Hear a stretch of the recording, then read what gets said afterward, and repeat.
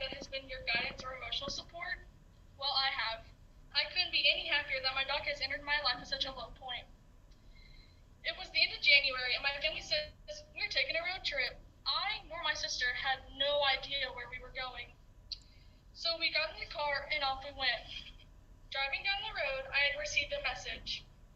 My best friend was moving away to start his journey at college. I was super upset. I just remember putting in my headphones and putting my hoodie over my head and just sitting there. No one in my family knew what was going on, so I just kept quiet.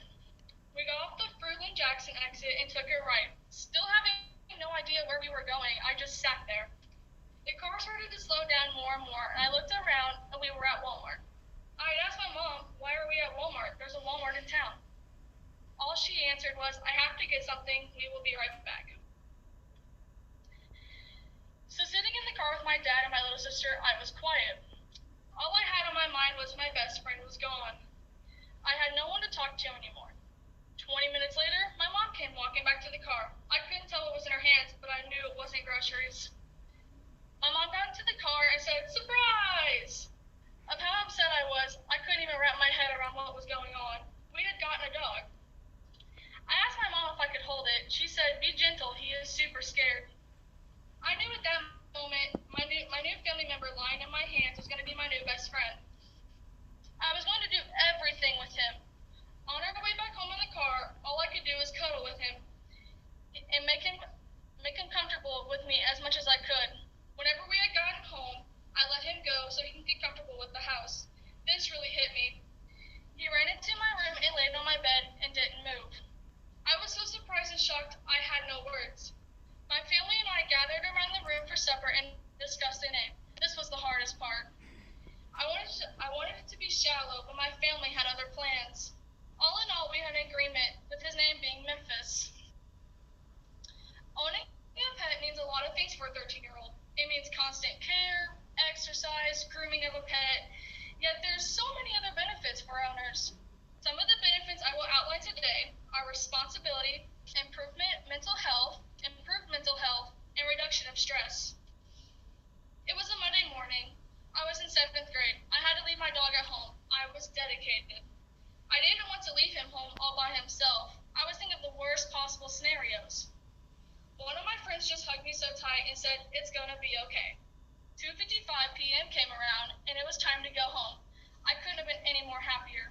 I get off the bus and run to the door and open it, and my dog welcomes me home with kisses. Just as excited I am to see Memphis, there are kids in my class who don't have this luxury. When asking my students in my class, it's an average of 20% of students who do not like going back to their homes at the end of the day. Typically, my class has around 200 students in it, making that small 20% turn around into a total of 40 students. Among that average of 20 students, 15 of them said that they would love to have pets at home to ease tension in their household or already have a pet at home to cope with their issues. Mental health is super uncommon. 1 in every 5 American adults experience mental health issues, and 1 in every 10 young people experience major depression. 1 in every 25 American lives with serious mental illnesses. Unfortunately, that less than 20% of children and adolescents with diagnosable mental health problems receive the treatment they need. Half of the mental health disorders show first signs before a person turns 14 years old, and 3/4 of mental health disorders are shown before the age of 24, according to mentalhealth.gov. After that day, times where I had to leave my favorite little guy at home became easier each day. As Memphis grew up, he became more of a mama's boy, but not when I brought out the treats. I had trained my dog to do tricks, which is why he's my best friend. My dog became my support buddy for a while. He would know when something is wrong, and came to be that taking care of Memphis was my responsibility. A typical day with Memphis starts with taking him outside when he has to go potty. I feed him as I start to get ready for school. As I'm brushing my own teeth, I make sure we take care of Memphis's teeth too by giving him a dentist stick. Then off to start a day of work. As I get home, Memphis is standing there excited and ready to see me. I take him out for another round of potty, and then we go ahead and play for a little bit before I head off to a part-time job.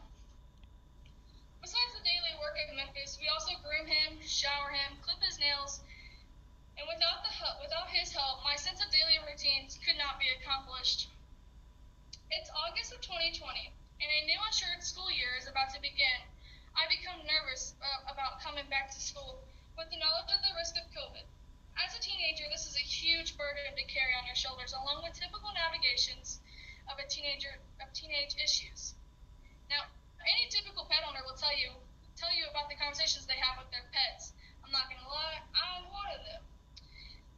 As the stress becomes more and more realistic, I joke about turning Memphis into a service dog to take to school to keep him in check with my feelings.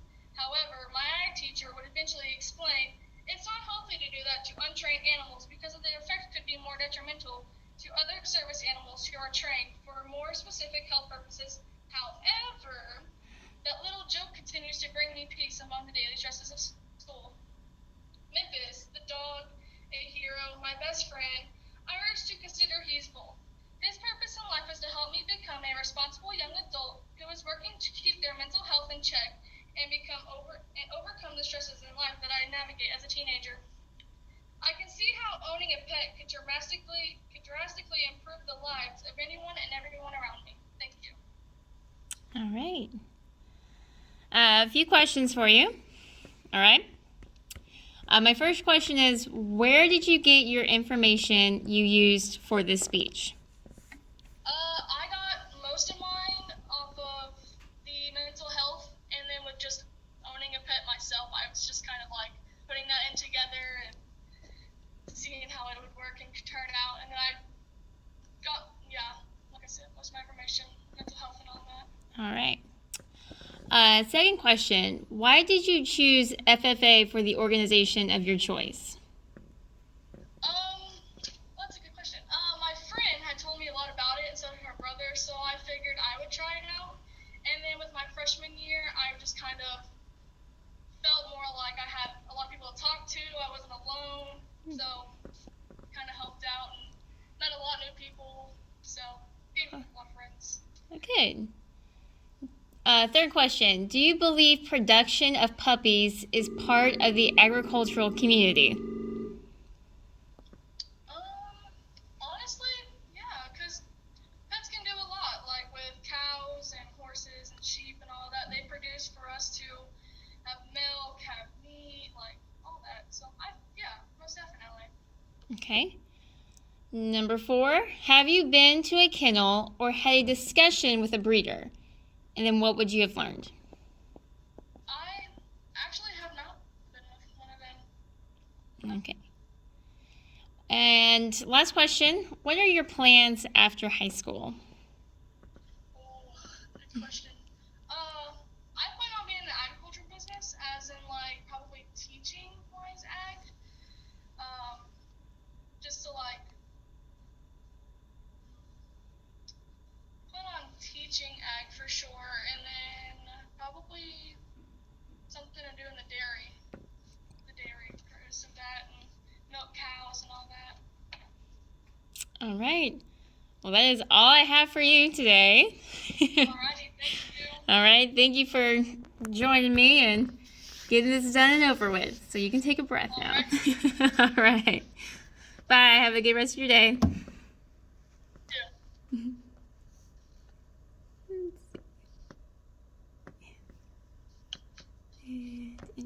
Oh, there we go.